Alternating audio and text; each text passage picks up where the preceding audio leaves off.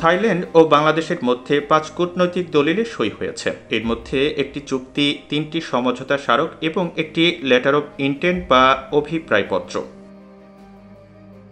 শুক্রবার থাইল্যান্ডের রাজধানী ব্যাংককে দেশটির প্রধানমন্ত্রী শ্রেথা থাবিসিন ও প্রধানমন্ত্রী শেখ হাসিনার উপস্থিতিতে এসব দলিলে সই করেন সংশ্লিষ্টরা। এর আগে প্রধানমন্ত্রী শেখ হাসিনা কার্যালয়ে পৌঁছালে গার্ড অব অনার জানায় দেশটির সশস্ত্র বাহিনী। এরপর থাই প্রধানমন্ত্রী শ্রেথা থাবিসিনের সঙ্গে দ্বিপক্ষীয় বৈঠকে বসেন প্রধানমন্ত্রী শেখ হাসিনা। এ সময় বিভিন্ন বিষয়ে ফলপ্রসূ আলোচনা হয়। বৈঠক শেষে শেখ হাসিনা বলেন, বাংলাদেশের কাছে থাইল্যান্ড একটি সম্ভাবনাময় অংশীদার। দেশটির সঙ্গে বাংলাদেশের সরাসরি সমুদ্র বন্দর কেন্দ্রিক যোগাযোগের চেষ্টা করা হচ্ছে।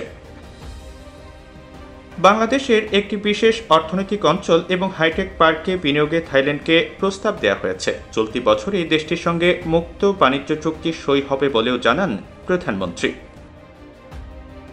রোহিঙ্গা প্রত্যাবাসনের জন্য থাইল্যান্ডের সহযোগিতা চেয়েছেন বলেও জানান শেখ হাসিনা। এছাড়া বাংলাদেশের স্বাস্থ্য খাতে বিনিয়োগের আহ্বান জানিয়েছেন দেশটির প্রতি।